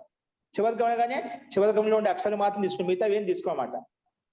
ఇది లఘుతా కోసం సంక్షేపంగా చెప్పుకుంటాం. అలాగే అంతస్తు అనగానే ఇన్ని వ్యంజన వర్ణం నుంచి అన్ని ఏం తీసుకోం. యా, రా, లా, వా అని సింపుల్ ఒక నామకరణం చేశాము. ఈ 4 వర్ణాలు తీసుకోబడతామన్నమాట. అంటే అచ్చులు అనగా స్వరాలు అనగానే ఆ నుంచి ఎలా తీసుకుంటామో అంతస్తు అంటే అంతస్తు మొత్తానికి అన్నిటికీ వ్యంజనాల పేరు ఉంది మొత్తానికి. వాటిలో కూడా అంతస్థ వర్ణాలు అంటే అంతస్థంగా పలకబడతాయి. కొంచెం సూక్ష్మ భేదము దీంట్లో ఉంది. ఈ వర్ణం వచ్చినప్పుడు అంతస్థ సహాయం ఉంటుందన్నమాట అని ఆ రకం దీనికి నామకరణం చేసామన్నమాట, పేరు పెట్టుకున్నామాట. ఇప్పుడు అంతస్థ కానీ ఈ వ్యంజనాలు వచ్చి ఈ 4 అక్షరాలు తీసుకోబడతాయి. ఊష్మ వర్ణం అంటే ఈ 4 అక్షరాలు తీసుకోబడతాయి. ష, ష, స, హ అని చెప్పి లఘుతా పూర్వకం అర్థం చేసుకోవడం కోసం చేసుకుంటామండి. అర్థమైంది మహోదయ. జీ మహోదయ, జీ అక్కడ ప్లుతము అన్నదానికి అన్న అక్షరం తీసుకుంటే ఆ ప్లస్ 3 అంకె కింద చూపెట్టారు, అది ప్లుతము అని చెప్పారు. అంటే ఎక్కడైనా మనం బాగా దీర్ఘ ఆకారము కనుక చూపెడితే ఈ సింబల్ వేసి పెడతారండి ఆ ప్లస్ 3ను. జీ క్షమత మళ్ళీ ఒకసారి చెప్పండి. అంటే ఇప్పుడు హ్రస్వము దీర్ఘము ప్లుతమునికి ఆ అంటే హ్రస్వం అన్నారు, ఆ దీర్ఘం అన్నారు. ప్లుతముకి ఆ బాగా దీర్ఘం ఇస్తే ప్లుతము అని చెప్పారు. అది రాసేటప్పుడు ఆ ప్లస్ ఆ 3 అంకె కనుక వేస్తే అది ప్లుతము కింద అర్థం చేసుకోవాలండి. అవునండి, అలాగే అది మనకు స్పష్టత కోసం అండి. ఇప్పుడు కేవలం అలా పెట్టామనుకోండి, ఉచ్చరించినప్పుడు నీకు స్పష్టం అవుతుంది ప్లుతం అంటామని చెప్పి. లేఖబద్ధంగా రాస్తే మనకి ఎలా తెలుస్తుంది? ఇప్పుడు హ్రస్వానికి మనకు స్పష్టంగా కనిపిస్తుంది, దీర్ఘానికి స్పష్టత ఉంది. ఇప్పుడు ప్లుతానికి ఒక చిహ్నం ఉండాలి కదా. ఆ 3 అంటే 3 మాత్రల కాలం చెప్పడానికి ప్లుతం అంట అని చెప్పి సంకేతం కోసం స్పష్టత కోసం అది ఖచ్చితంగా అలా రాస్తే మనకు దాంట్లో సందిగ్ధం ఉండేవాట. ఉచ్చరించాలి అంటే అక్కడ రాసేటప్పుడు అట్లా రాస్తారనమాట, అంతేనండి? రాస్తుందండి. ధన్యవాదాలు. అదే వేదం చదివేటప్పుడులో కొన్నిసార్లు ఆ అని చెప్పేసి వాళ్ళు అలా వేదంలో ఎక్కువ కనిపిస్తుందండి. అవునవునండి, మామూలు భాషలో రాయటప్పుడు రాయం ఉండదండి. జీ స్వరాల్లో మన లౌకిక భాషలో ఎక్కువ పడడం, ఎక్కువ సంబోధనలు ఎక్కువగా మనం కొంచెం ఉపయోగిస్తున్నాం, ప్లుత వర్ణం ఉపయోగిస్తుంటాం సంబోధించేటప్పుడు దూరంగా ఉండే వాళ్ళను. మామూలుగా అయితే ఎక్కువగా మనం సంగీతము, స్వరాలు, వేద మంత్రాలు చెప్పేటప్పుడు వీటిని ఎక్కువగా ఉపయోగిస్తుంటాం అన్నమాట. అలాగే ఈ జిహ్వమూలీయానికి ఏమైనా ఉదాహరణ ఏమైనా తెలుస్తుందా అండి? వస్తాయి తర్వాత మనకి, ఇప్పుడు వస్తాయి, ఇంకా ఇది అయిపోలేదు. ఇవి మనకు 64 వర్ణాలు 63 వర్ణాలు ఎలా ఉన్నాయి చూసామట. ఈ కవర్గంతో చెప్తేదా ఈ వర్ణం ఎప్పుడు ఉపయోగించిన జిహ్వామూల్య, కవర్గానికి ముందు పవర్గానికి ముందు ఉపద్మాన్య, కవర్గానికి ముందు జిహ్వామూల్య, ఇది మనకు కనిపిస్తుంది. ఎక్కడైనా రాసినప్పుడు వేద మంత్రాలు కానీ ఎక్కడైనా బ్రాహ్మణ గ్రంథాలు ఏవైతే ఉన్నాయో అక్కడ ఇవి అలాగే రాయబడతాయి. ఇప్పుడు ఏమంటే ఈ పరంపర ఉచ్చరించడం పరంపర లుప్తమైపోయింది కాబట్టి అలా ఉచ్చరించడం లేదు కాబట్టి మనం వీటిని మర్చిపోయామండి. ఇవి మనకు కొంచెం ఏదో విచిత్రంగా ఉన్నాయి, లేదంటే మనకు మన మస్తిష్కానికి దూరంగా ఉన్నాయన్నమాట. అంటే మనం అర్థం చేసుకోలేకపోతున్నాం. వాటి చెప్పినా కూడా ఏదో మనకు బుద్ధిగతం కావడం లేదన్నమాట. కానీ ఒకప్పట్లో ఉండేది. ఇప్పుడు మామూలుగా అనునాసిక వర్ణం పలకడం కష్టం అయిపోయింది అన్నమాట, ఆ స్థితి వచ్చేసింది అన్నమాట. ఓకేనా? కాబట్టి ఇవన్నీ ఉన్నాయంటే మనం పుస్తకాలు చూసినామంటే ఇలా చిహ్నాలు కింద ఖచ్చితంగా చూడండి. జిహ్వాములు అంటే ఆ కవర్గం ముందు పవర్గం ముందు ఈ చిహ్నాలు ఉంటాయి ఖచ్చితంగా పాత పుస్తకాల్లో. ఆ ఉచ్చారణ లోపం కావడం మనకు దాన్ని గుర్తించలేకపోతున్నాడు, కానీ ఉంది. పరంపరలు చెప్తాం కావడం అలా మనం గుర్తించలేకపోతున్నాం. అస్తు చూడండి, ఒకటి చిన్నది ఉంది, అదొక చెప్పుకొని మనం ముగిద్దాము. ఇదా సంయోగ చక్రం అనేది అంటే ఇప్పుడు మనం ఏ విధంగా అయితే పైన సంయుక్త అక్షరాలు అని చెప్పాం కదా, అలా సంయుక్త అక్షరాలు ఏవే కలిస్తే మనకు ఏ వర్ణం ఉత్పన్నం అవుతుంది అవి కొన్ని ఇక్కడ ఒక పట్టిక ఇచ్చాడు, అది చూడండి. అదొకటి పెట్టండి లక్ష్మి గారు. సో స్లైడ్ మీద సంయోగ చక్రం చూపించామట. ఇప్పుడు క్య అంటామట. ఇది ఎక్కువగా మనకు ఎప్పుడన్నా సంగీతంలో కావచ్చు అని పిల్లలకి కొంచెం నేర్పించేటప్పుడు కొన్ని సంయుక్త అక్షరాలు చెప్తూ ఉంటామట. సో చూడండి, కకారము ఇది కూడా చూడు చెప్పి వ్యంజనాలు కూడా మామూలుగా హల్లు వర్ణాలు, దాంట్లో అకారం ఉచ్చారణ కోసం మనం మామూలుగా పెట్టుకుంటామట. ఓకేనా? కకార హలంతం ఉంది, పక్కన యా ఉంది, ఇది రెండు కలిస్తే యా హలంతం పక్కన ఆ కలిపాం. ఇప్పుడు ఈ స్వరం లేకుండా కా యాను ఉచ్చరించాలని కష్టం అంట. క్యూ ఏం ఉచ్చరిస్తాం మనం చెప్పడం కష్టం అవుతున్నాం అంట. అందుకే స్వరంతో సంబద్ధం అవుతుందన్నమాట. స్వర సంబద్ధంగా మనీ దాన్ని ఉచ్చరిస్తాడు. కియా కియా అంటే కకారం యకారం కలిసింది కియా అంటామట.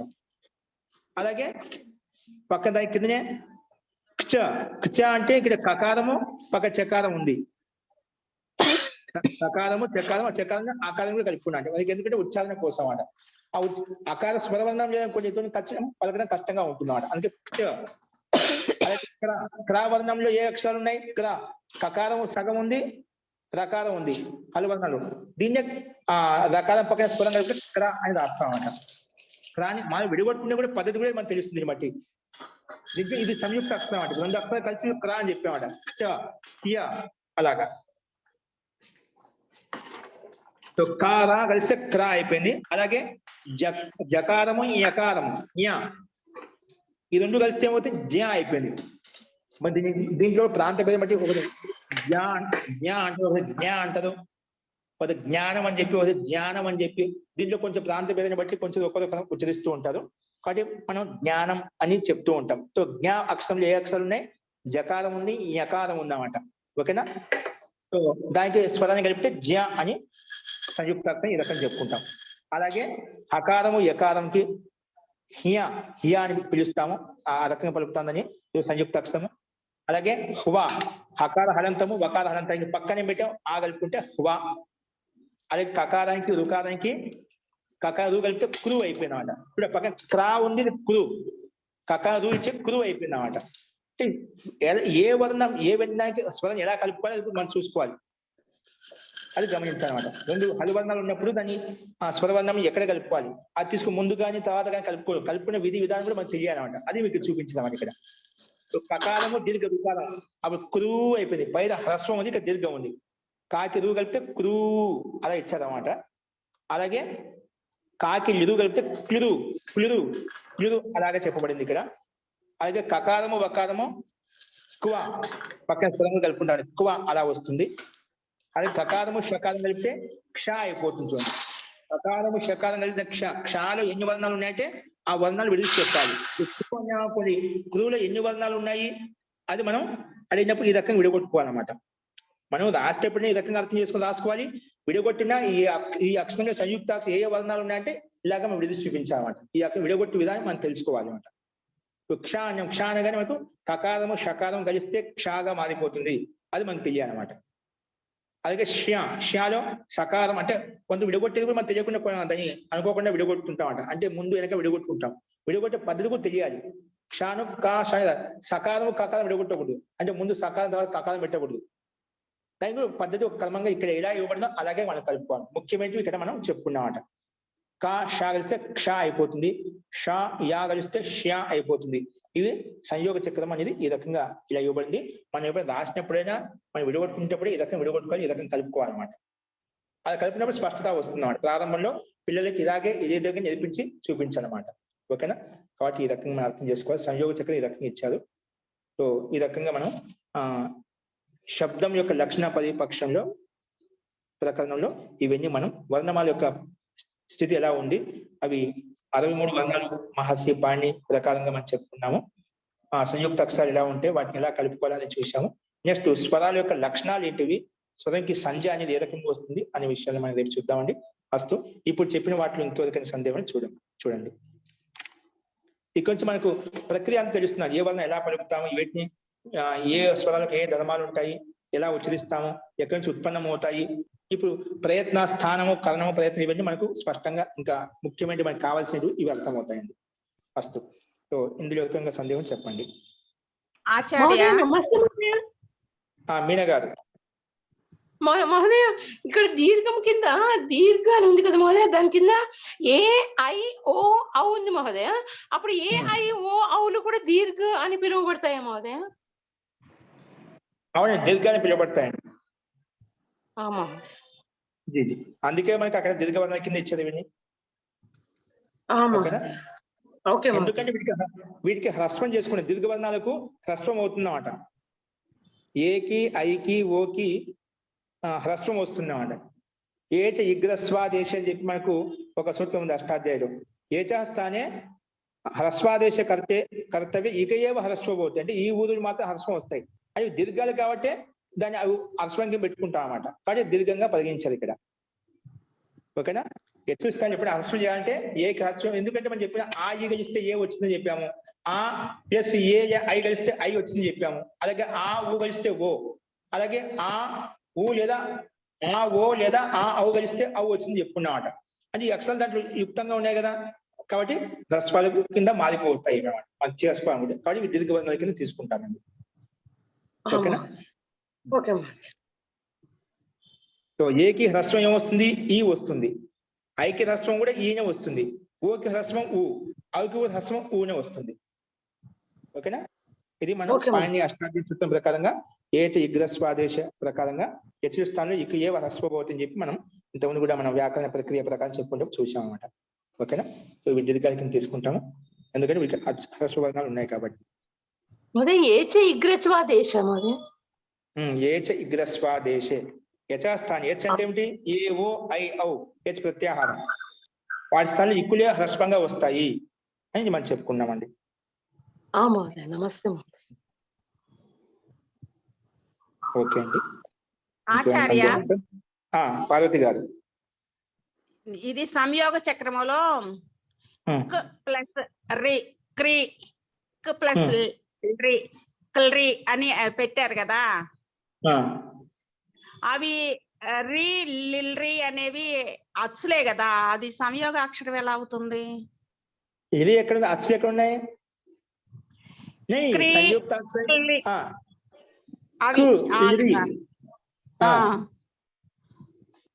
అంటే లిరి అనేది అచ్చే కదా, అందుకే తిరి అని చెప్పిన మనకు అచ్చులు ఏంటి చెప్పుకున్నాం. అచ్చు అంటే ఏమిటి? మనం రస్వాల కింద తీసుకున్నాం. రు లిరి అని చెప్పుకున్నాము. రస్వ దీర్ఘ భూతాలు చెప్పుకున్నప్పుడు ఇది అచ్చే అన్నమాట. మీకు సందేహం ఏంటి ఇక్కడ? ఆహా, ఆ కాకి వచ్చే కదా కలిసింది, అది క్రి అనేది ఒక అక్షరమే అవుతుంది కదా. సంయోగ చక్రం ఎట్లా వచ్చింది దానికి అని? అచ్చు హల్లు కలిస్తే కదా చక్రం, అట్లా రెండు అక్షరాలు కలిస్తే కదా. పైన ఎలా వచ్చాయండి? మిగతా వర్ణాలకి ఎలా వచ్చాయి? అక్కడ స్వీకరించి మిగతా వర్ణాలంటే రెండు హల్లులు కలిసినాయి కదా, రెండు హల్లులు కలిస్తే సంయోగ అక్షరం అన్నాము. ఇక్కడేమో హల్లు ప్లస్ అచ్చే కదా కలుస్తుంది, ఒకటే కలిసిందంట కదా. Okay okay. సో ఎందుకంటే దాన్ని ఉచ్చరిస్తాం అట ఎక్కువగా. మనకు కకారం తోట ఈ ఇది సహాయం తీసుకుని ఉచ్చరించిన వర్ణాలు డబల్ అక్షరాలు ఏమి లేవు. అవి మనకి ఏమొస్తాయి కాబట్టి ఇవి వస్తాయంట. జిహ్వామూల్య వర్ణాలు వస్తాయి. కానీ ఓ తీసుకోవచ్చు, సమాన అక్షరం తీసుకోవచ్చు. కాని పెట్టేసి క్లిరు జిహ్వామూల్య వర్ణం తీసుకోవచ్చు. ఒత్తి పలికేటి వర్ణాలు ఉంటాయి. సహజంగా అంటే ఒత్తి పలికేటి వర్ణాలు ఏమి లేవు, స్వరంలో కన్నా వస్తాయి. కొంచెం ఒత్తి పలుకుతుంటామంట. జిహ్వామూల్య వర్ణం ఇక్కడ కలుపుకోండి. కాబట్టి ఒక వ్యంజనం కూడా అన్ని విధంగా రెండు వ్యంజన వర్ణాలకు హ్రస్వాన్ని కలుపుకున్నాము. ఇక్కడ ఒకే వ్యంజన వర్ణం ఉంది, మీరు బాగానే ఐడెంటిఫై చేశారు. ఇక్కడ మనకు కకాన్ని కలుపుకోవచ్చు, జిహ్వామూల్య వర్ణాన్ని కాకి సంబంధించి పెట్టుకోవచ్చు. కానీ దాని అంత ప్రయోగంలో మనం ఎక్కువగా ఉపయోగించాం కాబట్టి కాకి లిరి క్లిరి అని చెప్పి చెప్పుకున్నామట. అందులో ఏమైనా విశేషం ఉందేమో అని అడిగానండి. మిగతావన్నీ రెండు హల్లులు ఉన్నాయి కదా, ఇక్కడ ఒకటే కదా ఉంది అని. అంటే స్వరంలో తేడా వస్తుంది, కానీ స్వరం మనకు ప్రసిద్ధంగా ఈ వాడుకలో ఉన్నటువంటి ఏదో మనం చూసాము. విశేషం అంటే దానికి స్వరంలో తేడా వస్తుంది. ఇక్కడ మనకు ఎక్కడ ప్రయోగం రూఢి అనేది ఏదైతే ఉంటుందో, ప్రసిద్ధత ఏదైతే ఉంటుందో అవి మనం చూసాము. తేడా ఉంటుందండి దానికి కూడా.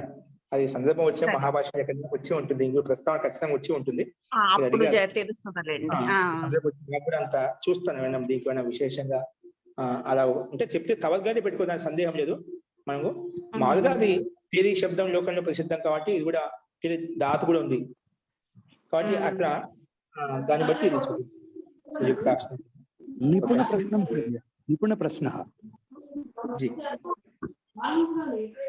చెప్పండి రామకృష్ణ గారు.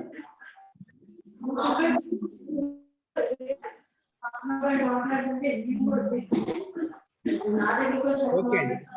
దీంట్లో యోగి గారు నమస్కారం గురువు గారు, క్షమించాలి మీరు. యాక్చువల్ గా అంటే మిగిలిన వాళ్ళ కోసం వాళ్ళు క్లారిటీ అడిగారు. యాక్చువల్ గా దీర్ఘము ప్లుతము, హ్రస్వము దీర్ఘము ప్లుతము.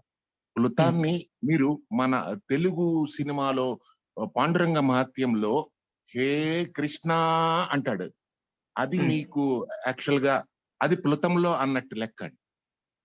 మురారి అది అగైన్ అంటే క్లారిటీ కోసం చెప్తున్నాను. ఏది ప్లుతము అన్నదాన్ని అట్లానే జిహ్వామూల్యము ఉపద్మానీయం అన్నారు. జిహ్వామూల్యము సాధారణంగా ఎవరో ఎగ్జాంపుల్ కూడా అడిగారు. రామః ప్లస్ ఖాదతి. నార్మల్ గా మనం రామః ఖాదతి అంటాము, కానీ అది చదివే విధానం రామః ఖాదతి. అక్కడ అహా కా రెండు కలిసిపోతాయి.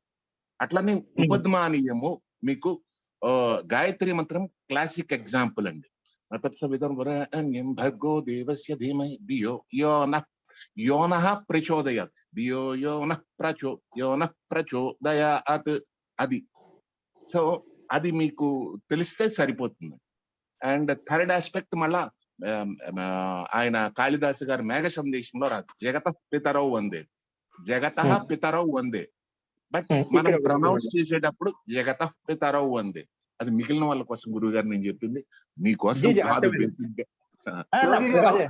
అంటే ఒక 1 year పాటు పలికేటప్పుడు మనకు తెలుస్తుంది, మనకు తెలియక అభ్యాసం గుర్తించలేకపోతే మీరు దానికి బాగా మంచి ఉదాహరణతో చెప్పారు, చాలా చక్కగా చెప్పారు. సంతోషం. నేను ఒక సంవత్సరం పాటు వేదం నేర్చుకున్నాను గురువు. అందుకు నాకు కొంచెం వీటి మీద అవగాహన ఉంది. అలాగే అండి మీరు చెప్పింది కరెక్ట్. ధన్యవాదాలు నాకు అవకాశం ఇచ్చినందుకు. చెప్పండి యోగి మహోదయ. చెప్పండి వింటున్నారు, యోగి గారు వింటున్నారండి. కృష్ణ ప్లస్ పిబతి ఎట్లా వస్తుందండి? అది అదే ఉపద్మానీయమే వస్తుంది. కృష్ణ పిబతి అని వస్తుందా? అవునండి, కృష్ణ పిబతి అంతే. అక్కడ విసర్గం ఉన్నా కూడా ఉచ్చారణని గాని మీరు రాయాలి అంటే, ఉచ్చారణని రాయాలి అంటే 2 అర్ధచంద్రాకాలు పైన కింద పెట్టాలి. ఉచ్చారణనే నేను రాయాలనుకున్నాను అనుకోండి, విసర్గ ఉన్నప్పటికీ ఉచ్చారణ ఈ విధంగా ఉంటుంది. నేను ఉచ్చారణనే రాతపూర్వకంగా చూపించాలనుకున్నాను అనుకోండి, అప్పుడు కృష్ణ పిబతి అంటే 2 అర్ధచంద్రాకారాలు పైన కింద రాసి పిబతి అని రాస్తే అది మనము యాక్చువల్ గా ఉపజ్ఞానీయం కింద చదువుతున్నట్టు లెక్క. ధన్యవాదాలు. థ్యాంక్ యూ అండి. అయ్యో నాకేదో తెలిసింది, నేర్చుకున్నాను కనుక. స్వరాలు తెలిసిన వాళ్ళు మనం చెప్పాలి, ఉదాహరణ తెలిసిన వాళ్ళు ఇంకా బాగా ఐడియా వస్తుంది. సంతోషం. మాకు కూడా మంచిది. మహోదయ, సోమయాద్రి గారు, ఈ జ్ఞానం అనేదాన్ని కొంతమంది జ్ఞానం అని పిలుస్తున్నారు, కొంతమంది జ్ఞానం అని పిలుస్తున్నారు, కొంతమంది జ్ఞానం అని అంటున్నారు. అది శుద్ధ ఉచ్చారణ ఏంటండి? శుద్ధ ఉచ్చారణ జ్ఞానం అంటామన్నమాట. అది ప్రాంత పేరుని బట్టి ఎలా పుడుతుందో మనకు అక్షరాలు ఏముందో తెలుసు కదా. అప్పుడు ఏ అక్షరానికి వేస్తామో తెలుసు అన్నమాట. జకారం ఏంటి? కాలు స్థానము, వర్ణాలకు స్థానం తెలుస్తుందన్నమాట. అదే స్థానంతో పలికామనుకోండి జ్ఞానం, అదే కంఠము, అదే స్వరం, అదే స్థానం, అదే ప్రయత్నం అవుతుంది అనుకోండి, అదే ఇది అవుతుంది అన్నమాట. ఆ స్థానాన్ని గుర్తుపెట్టుకుని ఆ స్థానం ప్రకారం పలకాలి. అదే, సరే, ధన్యవాదాలు. చాలా మంది ఇప్పుడు హర్యానాలో ఉన్న స్కూల్ అస్కూల్ అంటారు అనమాట. అస్కూల్ దాని స్కూల్ అని చెప్పి అస్కూలే అంటారు, కానీ స్కూల్ అని ఎప్పుడు అనేది వాళ్ళ. అలా కొన్ని తెలంగాణలో కూడా ఈ స్కూల్ అంటారు, ఈ స్కూల్ అని సకూల్ అని చెప్పి కొంత అలాగా. అది భాషను బట్టి, అది ఆ ప్రాంతాన్ని బట్టి అలాగా వచ్చేస్తుంటుందండి. అదే జ్ఞాన విషయంలో ముఖ్యంగా జ్ఞానం మీరు చెప్పిన 3 రకాల జ్ఞానము జ్ఞానము అని 3 రకాలు పలుకుతూ ఉంటుంది అన్నమాట. అది అదే 3 రకాలు పలికినప్పటికీ అసలు శుద్ధ ఉచ్చారణ ఏంటో మనకు తెలియటం లేదు. అదే శుద్ధ ఉచ్చారణ ఏ వర్ణానికి ఆ రకంగా ఉచ్చరించబడుతుందా లేదా అది మనం గమనించాలి. అది ఎలా ఉచ్చరించబడుతుంది అని చెప్పుకుంటామో ఆ రకంగా ఉచ్చరించబడితే అదే ప్రకారం మనం పలకాలన్నమాట. ఆ ఉచ్చారణ మనకి అలాంటి స్థానం ప్రయత్నం రాలేదనుకోండి, కంఠంతో పలుకుతున్నా లేదా, తాలుతో పలుకుతున్నా లేదా, అది లేకపోతున్నా అది కొంచెం భిన్నంగా పలికేటాడు. అదే స్థానం కరెక్ట్ బట్టి గా మనం స్థానంలో పలకడం నేర్చుకోవాలి. కరెక్ట్ గా స్థానంలో నేర్చుకోవాలి. పలకడం అదే ఇప్పుడు మనకి జరుపుతుందన్నమాట. అందుకే అలా. ఇది క్లారిటీ ఇస్తుందన్నమాట మనకి ఈ శాస్త్రం. మీకు ఇది తెలియాలంటే 2 పదాలు తెలియాలి. కృతజ్ఞత, కృతజ్ఞత. అవి 2 తెలిసాయి అనుకోండి, మీరు జ్ఞానాన్ని కృతజ్ఞత అని ఎలా పలుకుతున్నారో అట్లా పలకాలి యాక్చువల్ గా. అలాగే సో విజ్ఞానము కాదు, విజ్ఞానము. So these are all the subtle differences అండి. తెలుగులో చాలా వరకు మనము ప్రొనౌన్సియేషన్ అయితే అడాప్ట్ చేసుకున్నాము. ఇప్పుడు ఎన్టీఆర్ గారు అయితే కృతజ్ఞతకి కృతజ్ఞత అంటారు ఆయన. యాక్చువల్ గా అది కృతజ్ఞత అండి. ఆయనకి ఆ నోరు తిరక్క, కొంతమందికి నోరు తిరగదు బేసిక్ గా. ఆచార్యులు గారు అన్నట్టు ఇప్పుడు యూపీ వాళ్ళు అనుకోండి జానే పలుకుతారు, కృతజ్ఞత, విజ్ఞాన్ అంటారు. సో దీస్ ఆర్ ప్రాంతీయ భాషా భేదాలు అంతే. బట్ మనం ఆంధ్ర వాళ్ళము పర్టికులర్ గా కృష్ణా నుంచి కింద వరకు ఉన్నటువంటి ఉత్తర భారతదేశం వరకు మనము బాగానే పలుకుతున్నామనే లెక్క అండి అది. ధన్యవాదాలు. ఈ ప్రాంత భేదం బట్టి మనకు భాషా భేదం మనకు స్పష్టంగా కనిపిస్తుంది. ఇక్కడ మనకు ఆంధ్రలో ఎన్నో వ్యాసగా మారిపోతుంది. మాత్రమే విజయవాడ నుంచి కర్నూలు భాష, మా భాష భిన్నంగా ఉంటుంది. ఇక్కడికి విజయవాడకి వచ్చి ఒక రకంగా ఉంటుంది, విశాఖపట్నం వెళ్తే ఇంకో రకంగా ఉంటుంది అన్నమాట. అది ఇంకా అట్లా ప్రాంతాన్ని బట్టి కొంచెం భాషలో మార్పులు వస్తే, స్వరంలో తేడా వస్తుంది, వ్యాసగా వస్తుంది. అది మనకు కనిపిస్తుంది. అందుకే మనకు ఏ వర్గం ఎలా పలకాలి అని చెప్పి మనకి శాస్త్రం చెప్తుంది. దాంట్లో సందిగ్ధం ఉండదు అన్నమాట, సందేహం ఉండదు. ఈ ప్రకారం ఉచ్చరిస్తే అలాగే ఉండాలన్నమాట. అది ఒక వ్యవస్థ కల్పించామాట. దాన్ని బట్టి మనం నిర్ధారించుకోగలుగుతాం. అస్తు ఇంకా ఇప్పుడు మనకు చెప్పుకుంటాం ఏది స్థానం ప్రయత్నం అని చెప్పి, అప్పుడు ఇంకా క్లారిటీ వచ్చేస్తుందండి. అస్తు ఇంకేమైనా సందేహాలను తర్వాత చూద్దాం. మంత్ర పాఠ.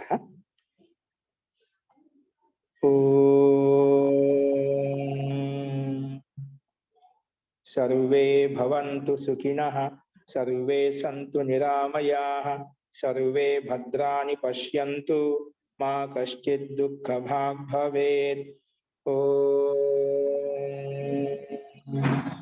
శాంతి శాంతి శాంతి.